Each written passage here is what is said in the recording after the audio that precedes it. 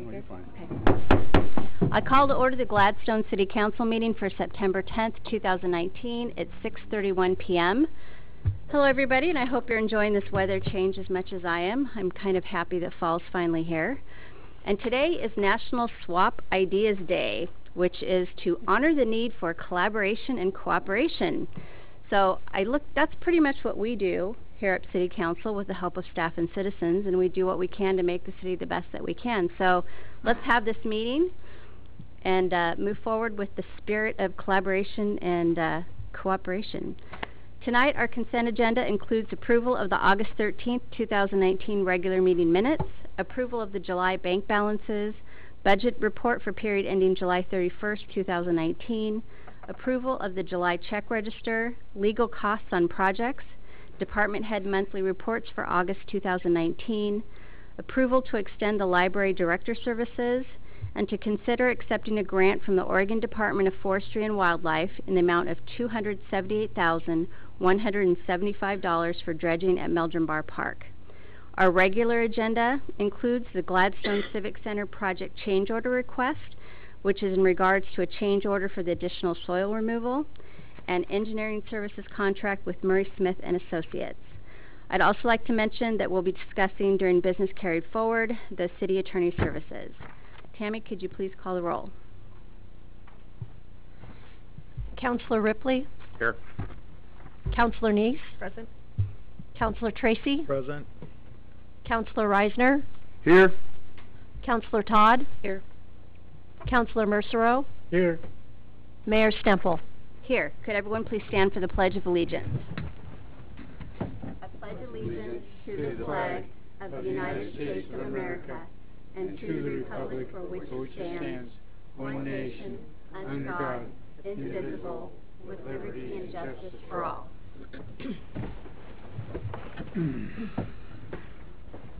All right. Are there any agenda additions or corrections? Yes, Mayor, thank you. I sent an email to the council earlier today that I would like to add to consider accepting grant funds on behalf of the Friends of the Gladstone Nature Park from the Metro Nature and Neighborhoods Restoration Program in the amount of $11,600. This is typically a consent agenda item if you want to add it there. Otherwise, if you have questions, we can add it as number 11 on the council agenda. As I explained, the only reason it's on the agenda tonight is because it's city-owned property, but the funds will be dispersed to FOGNAT directly. Does anyone have issues adding it to the consent agenda? I don't. Okay with me. All right, we'll just add that as item 9 to the consent agenda. Madam Mayor, if I may, last month I was asked when we were discussing about a new attorney, the process to come up with some concerns, which I did, and in the since submitting that, there's been emails back and forth about and a executive session put on the agenda.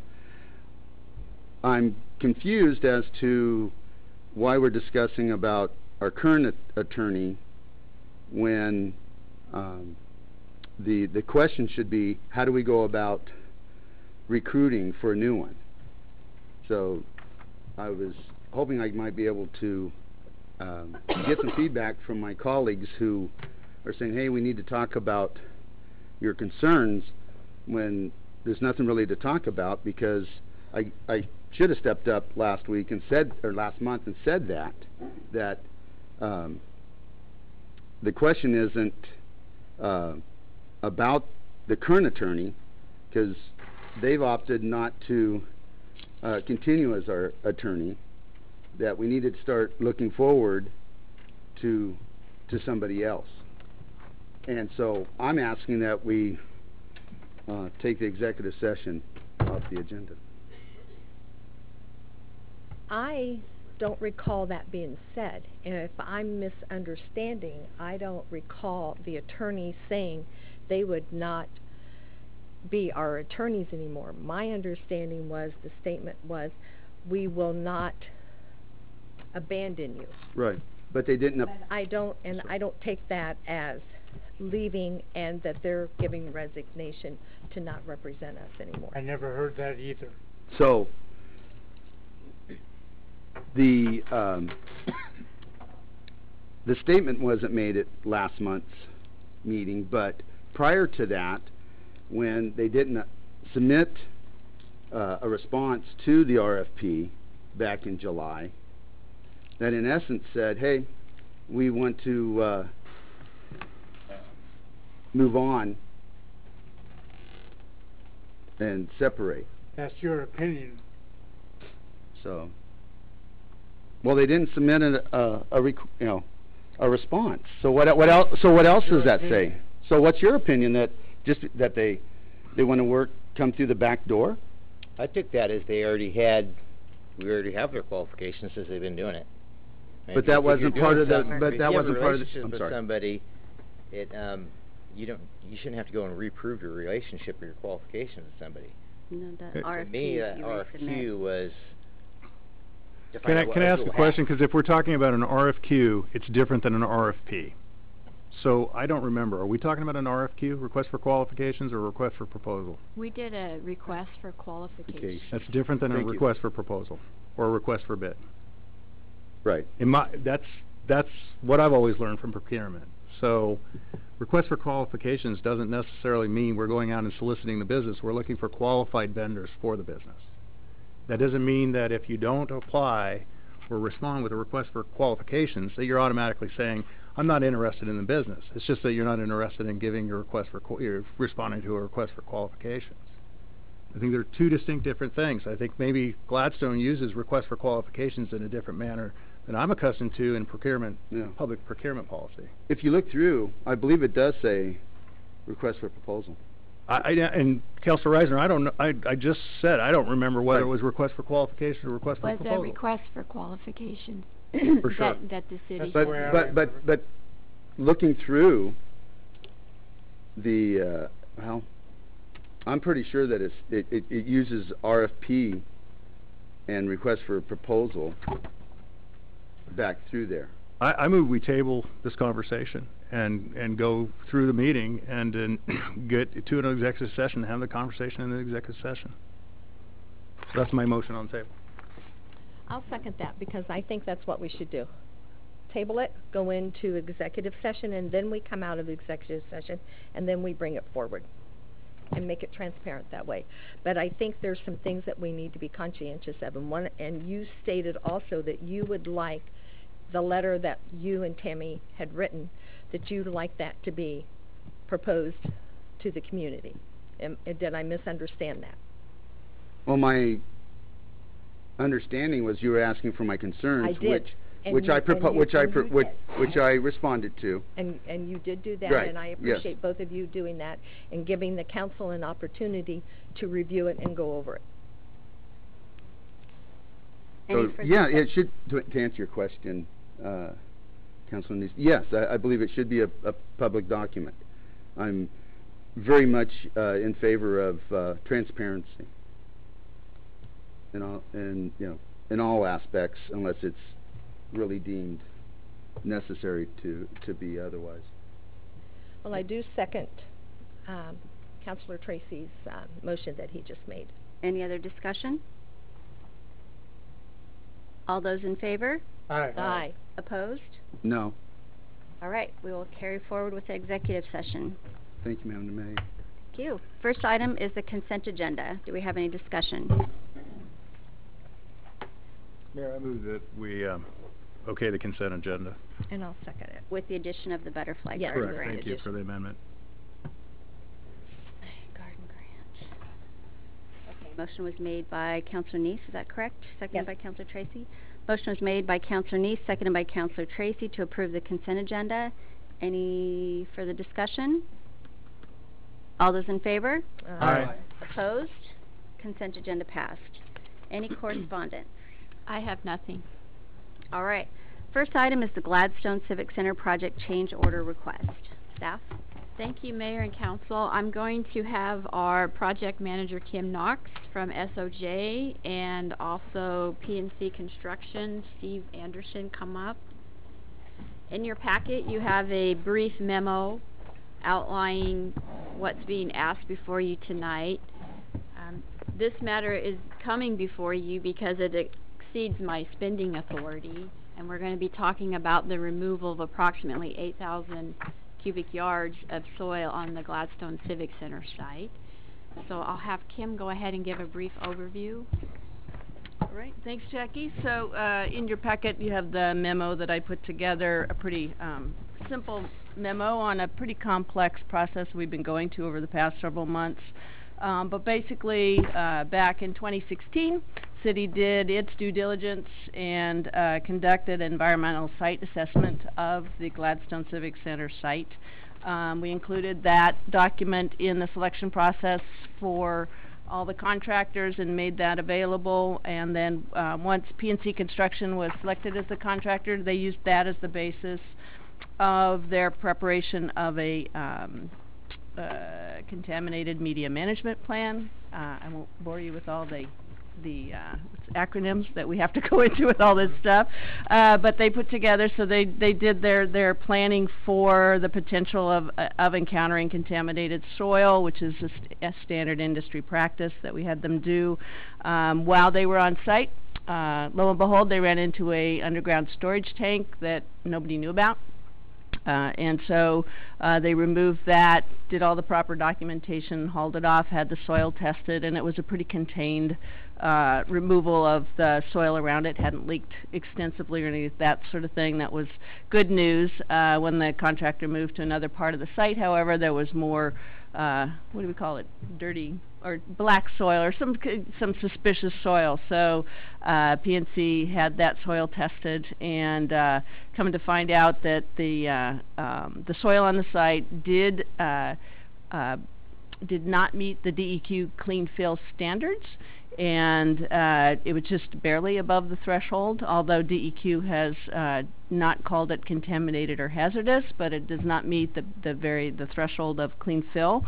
And so we were put in a position of hauling a lot of soil away at a very high cost. And so the city and the contractor, in your spirit of collaboration and partnership, I forget what was in the introduction, started scrambling and looked at, how can we address this soil in terms of bringing down the cost, because as you may or may not know, basically when a contractor goes onto a site, they don't take responsibility for things they don't know the extent of. So they don't take responsibility for what's in the ground or things that they couldn't have anticipated. That's called a discovery, and that's typically an owner's cost.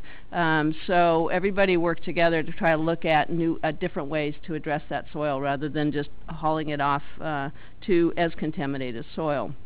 Looked at it in the memo. I kind of outlined the 4 areas we looked at, which was how do we find little hidey holes on the site so we don't have to take away 8,000 cubic yards. Looked at how it might be used on another place other than just taking it to a dump, because different types of locations can accept different types of soil they're not necessarily licensed up, but the nature of soil that goes to places like under roadways and that sort of thing. Sometimes if there's a place to put it like that, they might be able to accept it.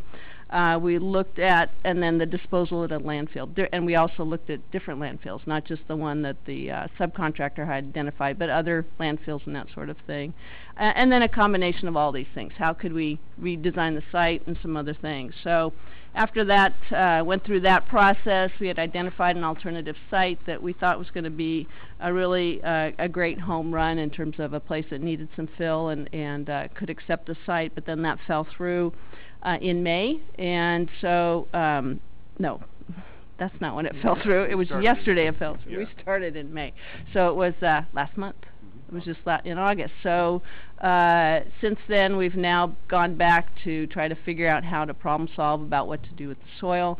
In their work, PNC and their excavator has identified kind of, if we hauled it all to Hillsborough, which is kind of one of the one of the most costly locations you could take it, but they will take anything pretty much. Is that right?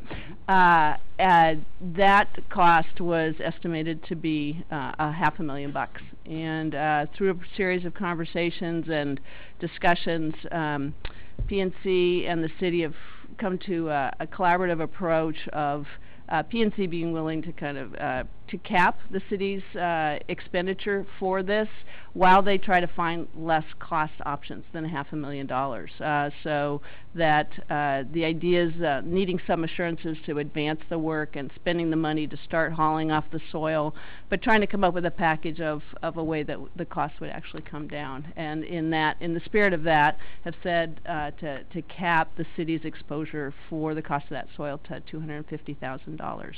So as Jackie mentioned, that $250,000 is beyond what we had anticipated in our original owner's contingency when we set up the project. And so what's before you now is a proposed change order to increase the total project budget by $250,000, which, as Jackie mentioned, exceeds her authority capacity for an authorization as the city administrator. So I think that's it.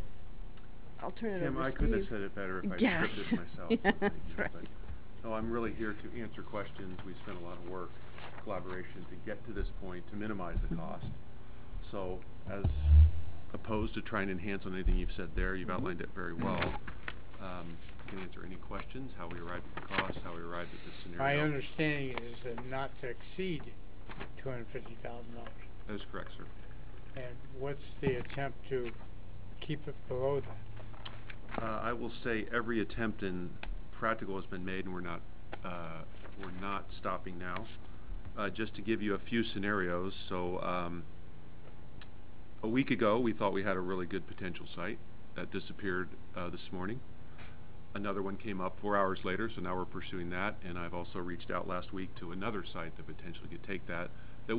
Both of those would be less than $250,000. So all I can assure you is that I've taken a personal commitment to make this happen as best we possibly can. It's not easy. For those of you that are not in the industry, we're not less regulations, we're more, and the regulations continue to improve for the safety of the people. But that makes it tougher and tougher to find locations for soil, no matter what type of soil you have. And with all the construction happening in the last few years in the area, sites are very, very selective of what they'll take. So it's been a challenge. So is it our understanding then the Hillsborough site is off location, is off the table? No, so yeah, so maybe to hint on that, we use the term Hillsborough site. So it's a licensed landfill in Hillsborough that typically takes soil, I don't like to use the word contaminated, but it is not perfect soil, and their limitations for certain chemicals or imperfection is much greater than anywhere else in the area. That said, they have a lot of measures in place to remediate that, protect it, but they also charge for that risk aversion. So it's a very expensive site to take it to in the metro area. Okay. I have Sir. one question more on the clarification on the contaminants. This is kind of a big book there's a lot of data in here. Yeah. But so I've opened up to just one page with some stuff that I recognize the names for. Okay. So I have a question on these. So on this page it's saying there's arsenic, barium, cadmium, chromium, lead, mercury. They're all naturally occurring elements. So is this specific to this site? Something's been dumped, or if you went other places in Gladstone, are you going to find the same thing? Sure. We do have a consultant on our team, PBS Environmental, who deals with this on a very regular basis. I'm the contractor, so I have a limited knowledge of the technical aspects of that. I can only answer that is likely yes. Other sites would have the same type of contaminants. What levels, I couldn't tell you. But nothing that we've seen here is a hazard to public health. Their background, their trace measurements, they're above a standard set by DEQ, which continues to get tougher and tougher every year. So what you're reading there, my interpretation from our consultant is these are above a definition of clean, perfect fill, but don't pose any hazards to the public health. If you go over to some eastern Oregon where there's cinnabar, your mercury levels are gonna be through the roof on a hot day, the Sure. mercury's gonna be coming out of the rock. Right. So that's kinda my thought, is it just something that the area has, or Yeah. was it somebody in the past that had dumped something? It's Which either a- way, it still stuff has to go, but that's just Right, my yeah, curiosity. So, I couldn't tell you one way or the other how that, those elements got to that site and when. There are sites that, would have those and others that would not, that you would think they would. And, it's a tough science. It's not exact. It's soil. Over the span of hundreds of years, things have probably come and gone from that site, so I can't tell with any certainty whether that was generated by a user or just natural to that site. I will say that during the testing process, it wasn't one sample. I said, uh-oh, this is what we have to deal with. We went through several iterations to confirm what we had, and each time it seemed to be more and more precise and concise, and it was very consistent that we're over these trace levels. So there was a lot of work put into the testing to make sure we didn't have one bad sample, or everything was fine, but oh my gosh, why didn't we test over here? I think there were over 30 samples taken throughout that site on at least 2 occasions. So we really went back through and made sure our data was accurate. So, I have a question there. Go for it. I'm confused when I'm looking at a no further action determination from DEQ, focusing on the USTs. Yeah. And then going back in the book to where Councilor Ripley was and seeing a petroleum constituent after an NFA has been issued by DEQ. I'm going to grapple with that one for a few minutes, because it seems to me like you have widespread contamination on the site where DEQ was looking at your pinpointed contamination and giving you an NFA on it.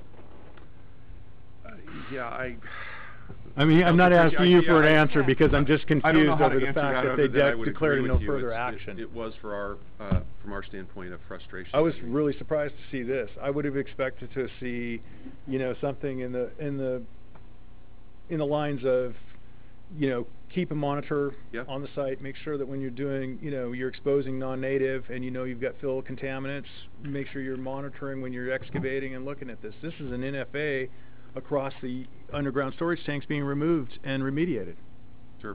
And you guys now realize you've run into another tank, but it's separate from the other stuff that you're seeing hits on. So somewhere along the line, somebody did soil assessments, and the information didn't get to DEQ because they would have never given us an NFA. Sure.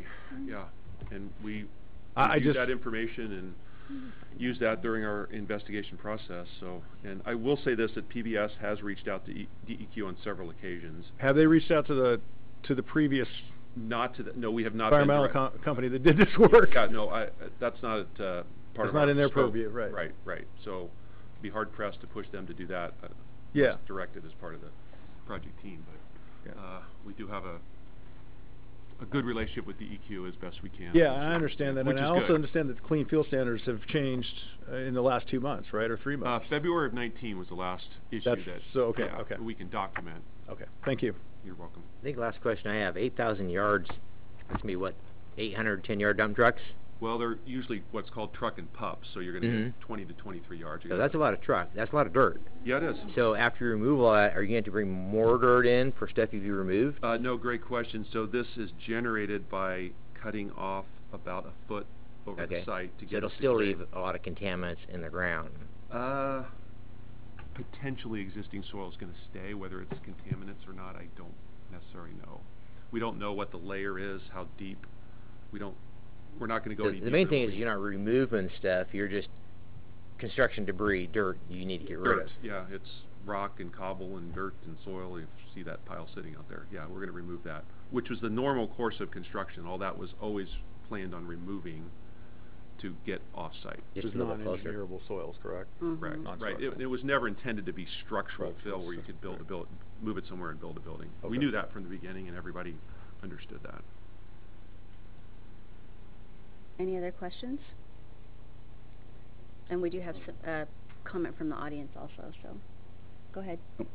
So, this is more for staff. So, in Ms. Betts' memo, it states that the expenditure will come from the Civic Building Capital Fund account code 62000, maybe 0, capital construction line item in next year's budget. I looked, and it's on page 63, which just states that it's $12,766,000. So where out of the budget is this $250,000 coming? Well, just also remember that some construction was paid for out of the previous budget. So in this new biennial budget, you have the 12,766 that you just talked about. And in that urban renewal district fund, there is a reserve surplus of $2.184 million there. So this money is coming out of the reserve money remaining in urban renewal that is in the capital fund budget line item. So, Kim mentioned about a contingency fund. What was the contingency fund How much was as it? at the beginning? For the city's For contingency the cities, fund. yeah, about $150,000. Okay. Which is where Yeah. the For the That's said before, 150,000. the Civic Center city's contingency fund is $159,000. Okay. The removal of the underground storage tank is $47,000, which when we first discovered it, I told the council that that's going to come out of the city's contingency, and that was within my spending authority. This $250,000 is in excess in urban renewal funds, and it is sitting and is a reserve in that line item. That's where the funds are being expended for the soil. So it is outside of the budget of the Gladstone Civic Center project.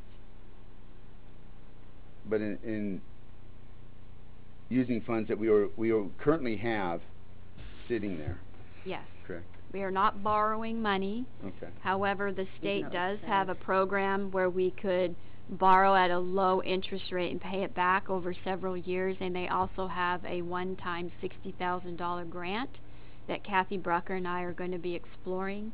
But in the urban renewal fund, the capital projects in reserves is where the $2.184 million is. That's where the $250,000 would come to remove the soil. So this expenditure is going to be above what we'd planned on spending for the building. Correct. Okay. Thank you. Any other questions from council? All right. I know we have someone in the audience, Thank you, guys. No, thank you. but stay close. Mindy Garlington.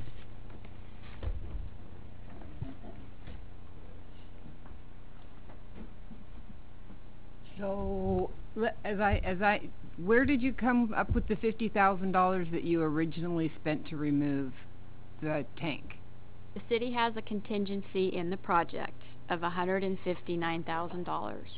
So that's in urban renewal money or in general fund money? Urban renewal. All of this is being financed through urban renewal, and in the city's project budget, we had a contingency of $159,000. That is where the underground storage tank is coming from. And then the $250,000 will come from another dip into urban renewal? It is coming out of the reserve fund in urban renewal, outside of the project budget. Is that money that we have, or is that futures? It's money that's sitting there now in reserves. And we're not borrowing? We are not borrowing. Okay, thank you. Been like a true budget and audit committee member. So, one last follow-up Yes. from what Ms. Garlington meant. What is our plans for that $2.1 million?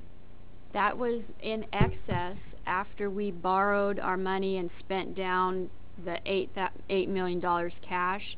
When we had done this, we had said that that is what's going to be left in urban renewal. Currently, it's not being allocated. You will probably hear from me in a couple of months talk about demolition of this site to help with the new library, because this is an urban renewal district, and that would only be my recommendation on using any future funds, is to help with the library demolition piece here. So we don't have it earmarked for anything? It is not earmarked for anything else. Thank you. Any other questions? Would someone like to make a motion?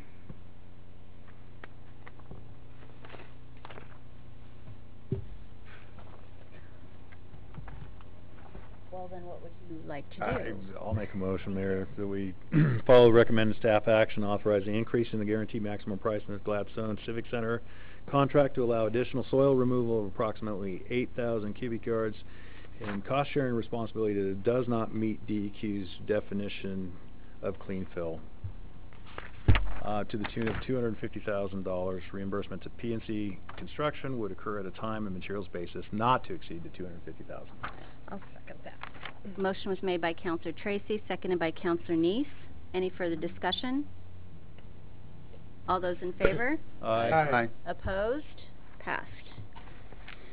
All right, next is item 10, engineering services contract. Consider approving the city engineering services contract with Murray Smith and Associates.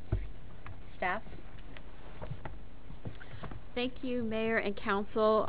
In your packet tonight, you have a proposal. The city went out and solicited for engineering services, city engineer of record. As you can see in the process, this was a request for proposals that we conducted, and we received 4. It shows you in the packet how we evaluated and reviewed those scores. It shows you who the evaluators were on those proposals. We did not have a group meeting. Each individual received a packet and information and did their scoring. On page 10-2, it shows you what those scorings came out to, and Murray Smith was the most qualified firm. So following the next step in the process, Public Works Director Jim Wynot and I met with Murray and Smith to talk about negotiating a contract. They have provided us their information as attachment A in the packet. As you can see in the cost impact through the staff report, that if we decide to go ahead and move forward with Murray Smith, that it will approximately double our current budget that we have. If that is something that the City Council wants us to pursue, then those additional funds would be available by reallocating out of the capital improvement and adding it to professional services. So the next step is for the City Council to consider us moving forward with Murray Smith. Anyone have any questions for staff? I've got a question. Is Sissel Engineering qualified to do the work which is predominantly for Public Works? Well, thank you for your question. The city engineer does primarily work with the Public Works Director, so I'd like to ask Jim Wynot to come up and address that question. Thank you.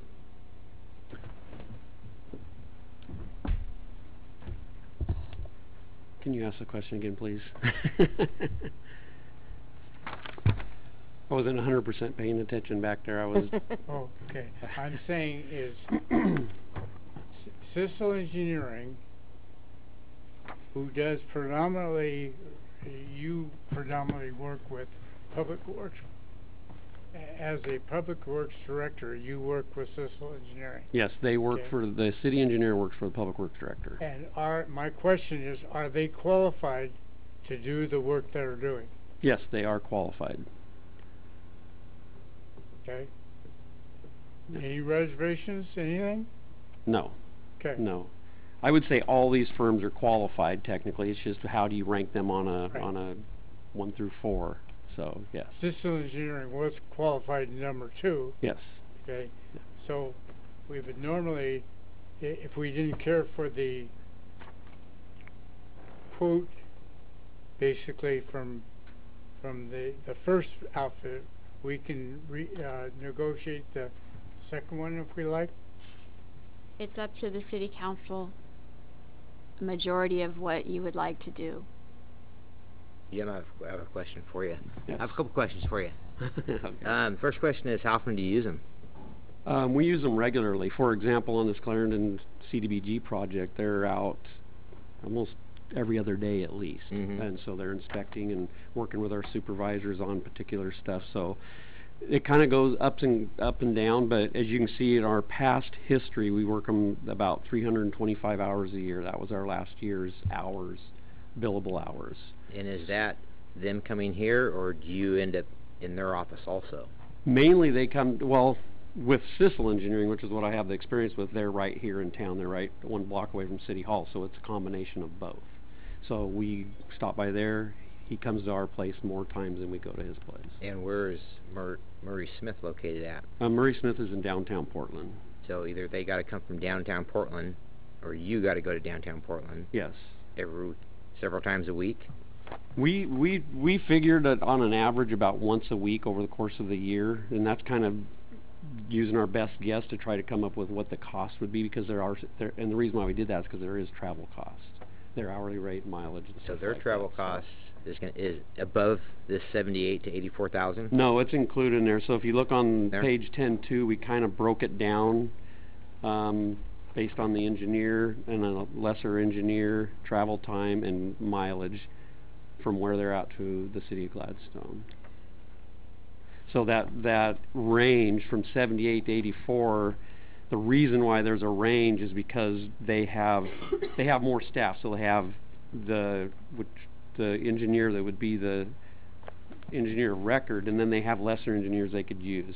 And we worked with them on what do we estimate that would be. Half and half is what we came up with, working with them and trying to figure out a cost. So that's why we did a range on that. Yeah, I see 2 problems. Is first, doubling the cost. Gladstone isn't that big of an area. We don't have more money coming in all the time. It's not a lot of money, but it is money. My second issue with going with Murray would be not supporting a local business. I think we should really put all the effort we can into supporting businesses that are in Gladstone, unless they're failing and not doing the service they need. But to support a business downtown Portland when you have one right here is a pretty good slap in the face to a lot of people. And especially since we're trying to increase, business friendly and bringing outsiders to come in and start looking at Gladstone with what we're trying to develop. But I have a question for you too. On the qualifications, and Murray Smith was 168 and Sissel was 135. Is that based on the scoring part? Is that based on the number of people that they have in different entities of working with the company? Because there's different. You understand this better than I do, so I'm trying to get a So feeling. qualifications was based on what are they qualified? Can they do water, infrastructure, sewer, electricity, planning, building, just the whole range. And yes, Murray Smith has a much larger arsenal of engineers that specialize in certain things. And when I was one of the scorers, that's how I rated them a little bit higher, because they did have at their disposal, they had an electrical engineer on staff. Not that we use that, but that's how we rated. That's how I rated them, and I'm assuming the other raters did the same thing. Is like just based on their qualifications, they have a bigger staff to choose from. So does Sissel, can they match some of these of what your needs are and what you're looking at with the staff? They subcontract quite a bit. Yes, they do subcontract, but how I use Sissel Engineering over the last almost 4 years that I've been here is they are the engineer of record, so they can design some things. But we don't necessarily, if we were going to go out, which we haven't yet, if we were going to go out and do a big water line project up on the hill or something like that, we would probably go out and get another firm to do it. Just because if you get too much, they don't have the capacity to do a lot of stuff, and we would probably do that. But as far as being a city engineer of record, honestly, they're a good match for the city. They're right here, they're close, and to be the engineer of record and engineer small projects. They don't have the capacity, in my opinion, to go out and start rebuilding half the town, if that's where we're going to go with our rates and stuff like that. So what you would do then, what I would like to do then, is you would have your city engineer of record, and you'd go out and get qualifications for somebody to do that project, but still have your engineer that's not part of that team reviewing their work. You know what I mean? So you don't have, that's where I see us going, but we can work with any one of these firms. They're all qualified, in my opinion. They could all do the job. They all have the skills to do the job. Well, I just- kinda rambled, I'm sorry. No, Hopefully no, I answered your you're fine, question. you answered correctly, because my concern is, we're talking more money, and Ms. Garlington was just up here speaking about the budget and questioning where the money and infrastructure and all that. So now we're gonna double this budget, Mhm. and it's gonna come from our capital infrastructure for projects. So where, you know, and so what is that going to be doing to us with the double of the income? Right. Or, Well, we're gonna be pulling out of capital, which is what we'd be doing infrastructure work. Let's do that. It's the only place that we could really take that from. Our budget's pretty tight, so. Are there any other value propositions in this proposal that you see, Director? Why not? Any other value propositions that come along with the Murray Smith proposal? I mean, is there something there that we're missing that we don't see that you would see from professional public works director's chair? What I would say is, as the score shows, they are probably they are the most qualified as far as, again, back to that qualifications thing. But if what I understand your question is there something that they if,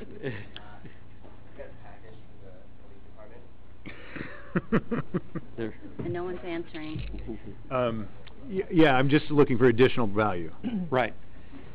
As far as being the city's engineer of record, not really. I mean, if we were to start doing a whole bunch of projects, yes, because they have they have a huge team. Right, and they can mobilize, but that's what I'm asking for, is just Right. additional value. Yes. I have been here almost 4 years, and in my 4 years, I have not had any issue with Sissel Engineering working for me, and if I had, I would have addressed it, and we'd have been doing this 2 years ago or whenever that issue was. Okay. But I have not had any failure or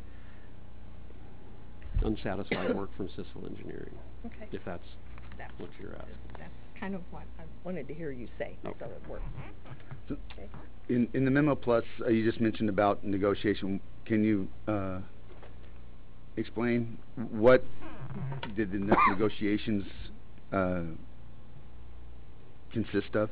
When we sat down with Murray and Smith, Yeah. so we sat down and asked how this would work, how they envision it working, because they do this for other cities. And then we talked about price. And so then we talked back and forth, and then this is the price that we came up with. Okay, how can we cut the cost from the engineer record doing all the work? And he says, well, we have lesser ones that can do certain things, and that's how we came up with the lower price. So we cut it in half, and it's going to be about half and half is what we figured. And then, of course, the travel time, we talked about all that, and then they gave us, you know, on the attachment that Jackie mentioned, they attached their fee schedule. So basically, we sat down, what would the contract look like? Cost-wise, we have our standard professional services contract, so we gave that to them. They had a few comments on it. We ran it through the city attorneys. They were fine with it. So we have our standard contract with a couple little tweaks, and then this information here. So that's what we sat down and talked about. So after they submitted the fee schedule, did you recontact them? That all happened at the same meeting. They brought their fee schedule. We sat down and talked with them. We worked it all out at that time. And we did express to them that we had concerns because their cost was going to be Mhm. double of what we had in our budget. So they knew that, and they didn't offer any reduction. And in additional, the other option then is we could still go with Murray Smith and just reduce the number of projects we do to get it within our budget that we have too. Mhm.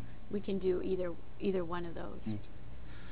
And what would be an example of a low-cost, high-frequency engineering need? So I mean, I've heard, like in the city of Portland, if they got to replace a storm drain in the corner, the engineer has to draw it up. Is that the same type of thing here? Is there like some of the little projects where you have to use the engineer on?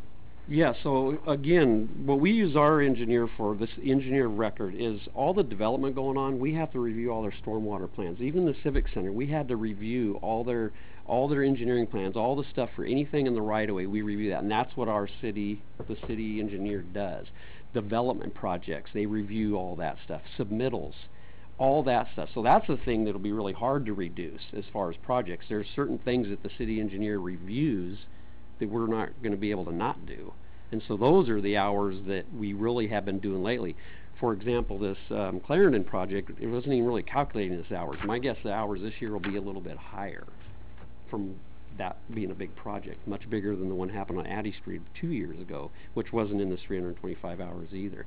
So where we use this, where I would use the city engineer of record is more of the review and stuff in small projects. Advice for the crews, we're out fixing something and we need to, how much thrust do we need here, or how do we do that? You know, just certain engineering things we use internally as well, not to mention development review, and in this case here with the Clarendon project, they designed that whole thing. So that kind of answer your question? Yeah, I think so. It's a smorgasbord of stuff. I mean, if you're going to call them and ask them a question about, you know, thrust on something, is that going to be a 5-minute conversation? They're going to bill, either company's going to bill 15, 30 minutes for? Right, and if we were to get into that type of stuff with our current engineer, I would guess that there's a lot of that quick 5-minute questions, phone call, stop by the office, it doesn't get charged. That's my recollection over the last 3.5, 4 years working with him. Okay.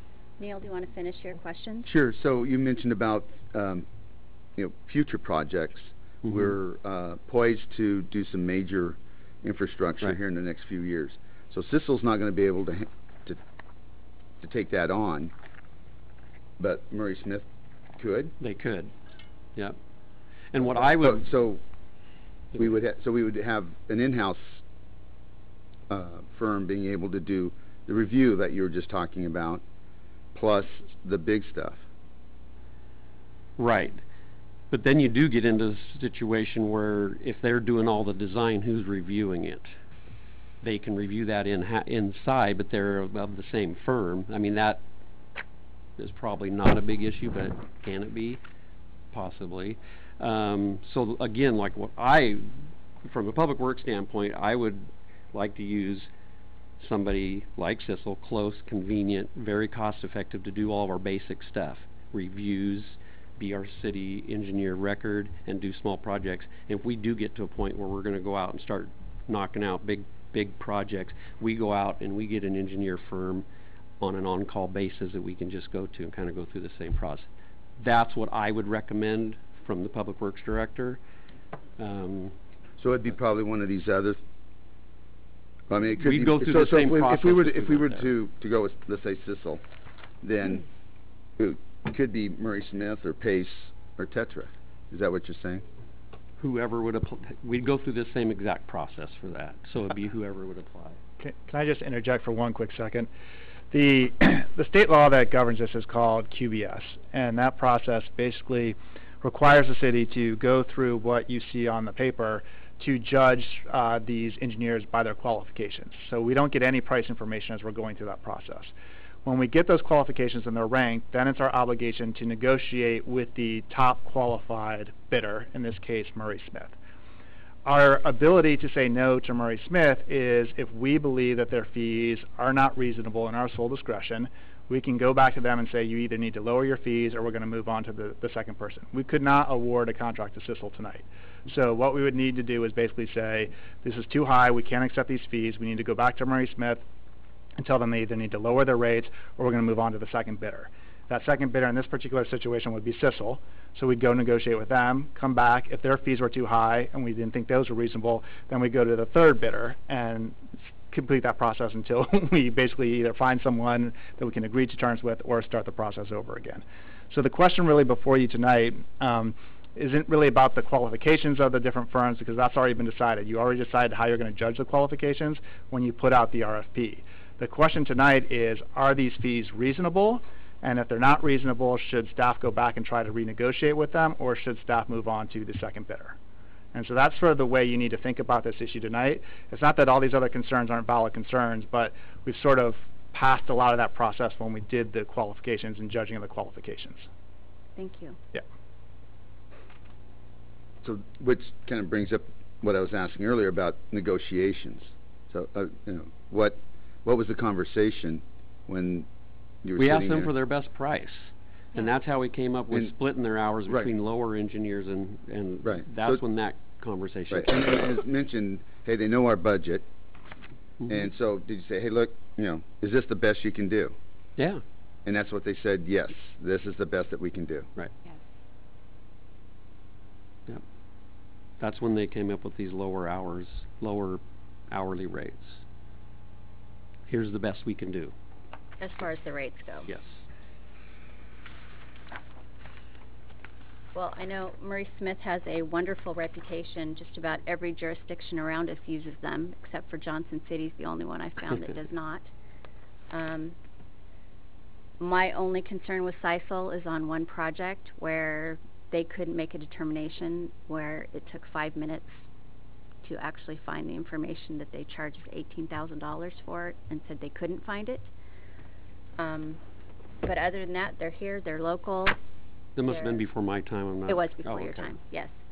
But it's not right that we continue keeping these firms on forever without some checks and balances. The other jurisdictions around us automatically go out for RFPs every 3 to 5 years, and it's standard for them to switch firms because it's not smart to entrench yourself with one for long periods of time. That's all I had to say. Would someone like to make a motion, or is there more questions? Mayor, we have someone from the audience that would like to speak. All right. Les Poole. Oh.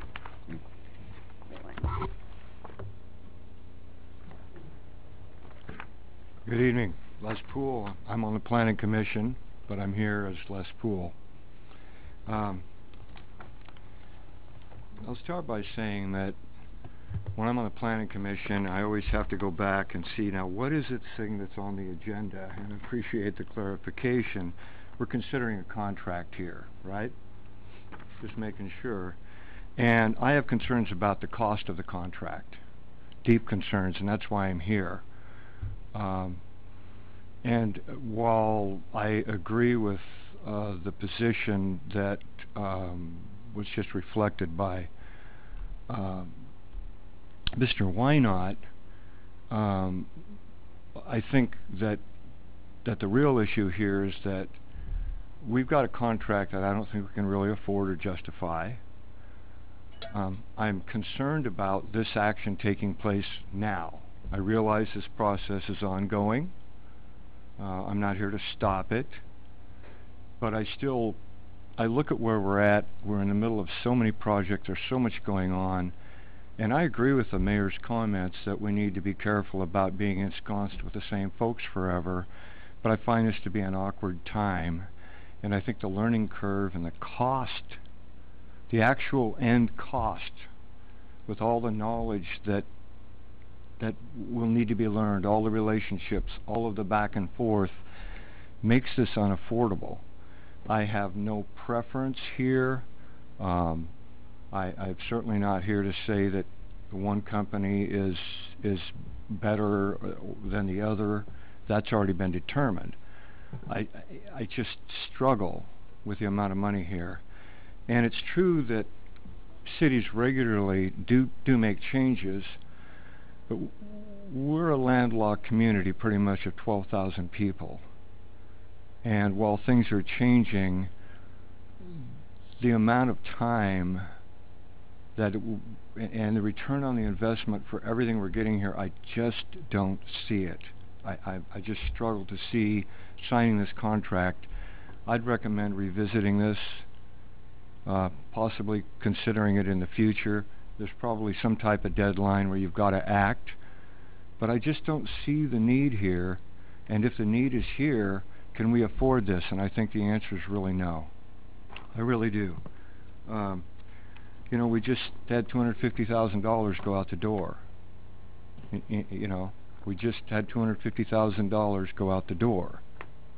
That, regardless of where it comes from, it's coming from the taxpayers. And the cost to do this is prohibitive. So I would recommend against it, with no bias towards any of the applicants. Thank you very much. Any further discussion? Actually, I already asked that. Does someone want to make a motion? Sure. So I move the City of Gladstone appoint Murray Smith, Inc. as a city engineer of record. Do we have a second?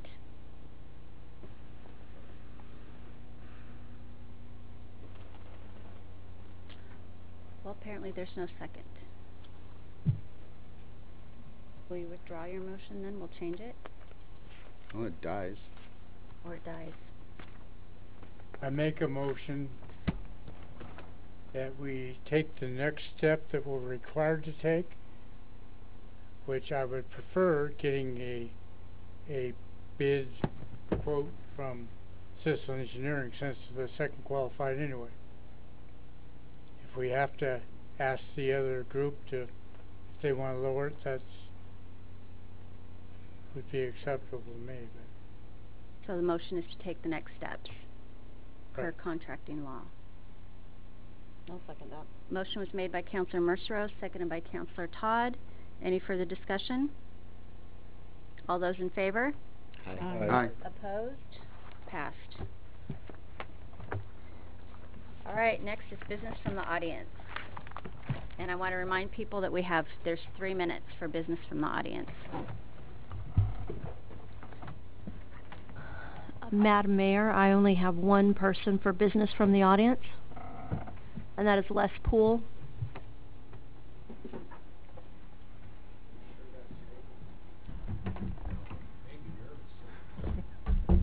I should have stayed up here, but it wouldn't have been right protocol. Me too. I'll be brief. A couple of thoughts. One is, many of you probably know that I'm a petitioner on a statewide measure that we hope to put on the ballot in 2020 to require a vote on the plan to toll drivers for using existing lanes. To be clear, it's not legal at this time. The state is doing a pilot project, and the money goes into a vague fund. Tolling is certainly a viable option to finance a project. Our measure would have no effect on that, and tolling, like any other tool or instrument, certainly has a place. But the tolling scheme that is planned for the area is going to have some really dramatic impacts on Gladstone. Should the issue for some reason come to the Planning Commission, I would be happy to recuse myself from participation, but I don't see it so much coming there as coming to all of us. It's coming to Gladstone, and it's coming to the council. And transportation is the #1 concern in the last 2 surveys in Clackamas County. And if you look at the choke points and the constrained environment we have here with the rivers, the bridges, the fact that 99E and 205 come together at the edge of Gladstone, were I in the council, I'd be looking deeper at this. I really would. I'd have my concerns. So I'm not here to convince anyone to vote for or against it, but I would encourage folks to sign the petition so that the public has the opportunity to vote on this in the future.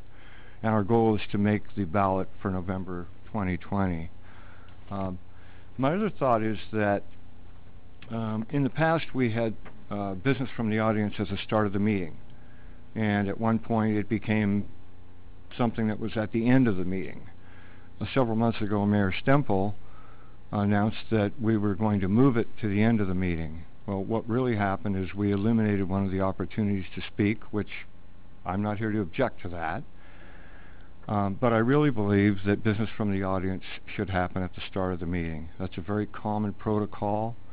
I believe the citizens that wish to speak should be allowed to do so. Their time is precious, and I believe that having that citizen input at the start of the meeting would be a real good move. I think having folks wait till the end of the meeting and not knowing how long the meeting will take, I see that as, in a way, inadvertently disenfranchising them. So by all means, it's great to have the opportunity to speak as a citizen, but let's have that at the start of the meeting in the future. Time's up. Thank you. Thank you. I'll bet my time is up. Anybody else? No. Next is business from the council. How about we start with Councilor Mercero? I have nothing. Councilor Todd? I have nothing. Councilor Ratner? Coming up in a couple of weeks on Saturday the 21st, Solve is doing probably a statewide, but at least rivers and ocean cleanup, and we're going to have one going down at the bridge at 10 o'clock. And so getting the word out that it's not only just what we do here in Gladstone, but it's going to be statewide and Solve-wide. Is that it? Yep. Councilor Tracy. I don't have much. I'm going tomorrow to Patriot Remembrance event up in Red Soils, I think, in Oregon City, and encourage others to do so. I believe one of our officers is being honored. Yes. So hope to see some of you up there. Councilor Neese. I'll be there tomorrow too, so I'll see you there. All right. And then I wanted just to remind everybody for the wedding anniversary luncheon that's going to be held at the Senior Center. That's September the 12th from 11:30 to 12:30, and Rotary will be serving, I understand, is that correct? Yes. And so you're all invited. Colin has, he's expecting a good turnout, and it's a great opportunity for all of us. So mark it on your calendar. Councilor Ripley. I don't have anything. I only had a couple of things. Let's see, I'm on the Clackamas County Coordinating Committee C4 group. Their big push for this next couple of months is going to be the vehicle registration fee, so the next 2 months we'll be talking just about that. And then after that, soon after that, will be the affordable housing push, because we just did a housing needs assessment and how that's going to filter down to the cities and what we can do collectively to push that forward. Parks and Rec is doing an amazing job, as always. They're having the special interest groups that use our parks come to their meetings to kind of discuss future partnering. The Garden Association came last night, and then the RC Car Group came a couple months ago, and they're coming again, from what I understand, to talk about a little bit more in depth. And also, just to kind of light a fire under everybody, they're starting on their work plan next month, months ahead of time, so they're ahead of everybody. That's all I had. So could we get somebody to adjourn, and then we're going to go into an executive session, which unfortunately you folks will have to leave. Sorry. Mayor, I move that we adjourn. I second it. Motion was made by Councilor Tracy, seconded by Councilor Neese. Any further discussion? All those in favor? Aye. Opposed? Meeting adjourned at 7:34. But I get my glasses. So, We are re-adjourning our council meeting. It's 8:19 p.m. The only item we are discussing is our city attorney services. Mayor, I move that we retain city attorney services for duration as we work on these projects, and going forward, working on rebuilding on the relationship and discussing our future work with them. I second that. Motion was made by Councilor Tracy, seconded by Councilor Mercero. Do we have any further discussion? So in your motion, you didn't mention a name. Did you say current?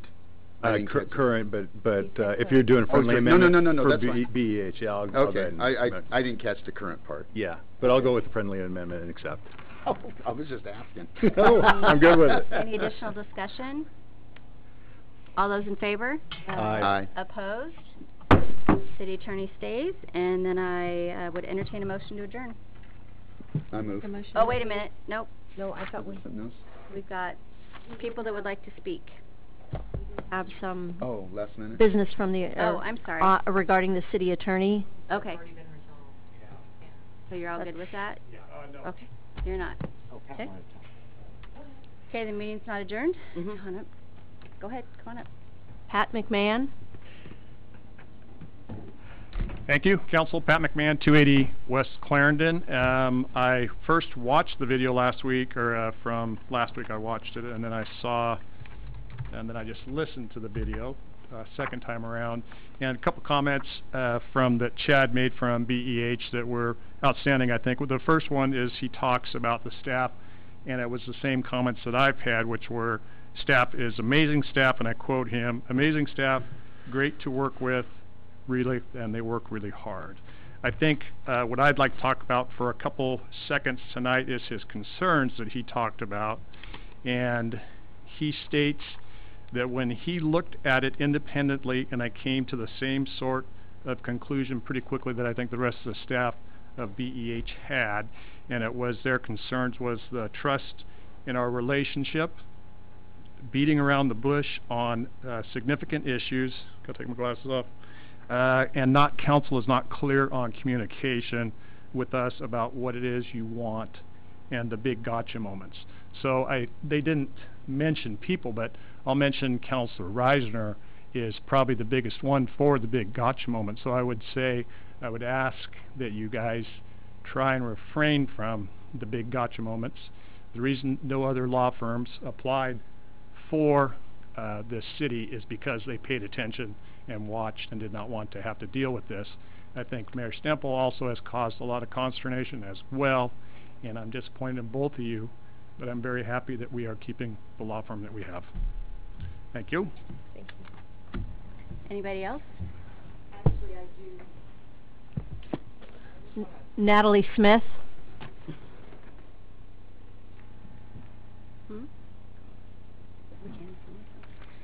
The reason I was going to speak, because I had concerns after attending the last library task force meeting, because I was going to say I hope we retain our current council, because it looks like, you know, we're still working on the IGA that hasn't been finalized yet, and also it was my feelings that the IGA and Clackamas County Board of Commissioners scope of work should kind of mirror each other, and the timeline should be similar.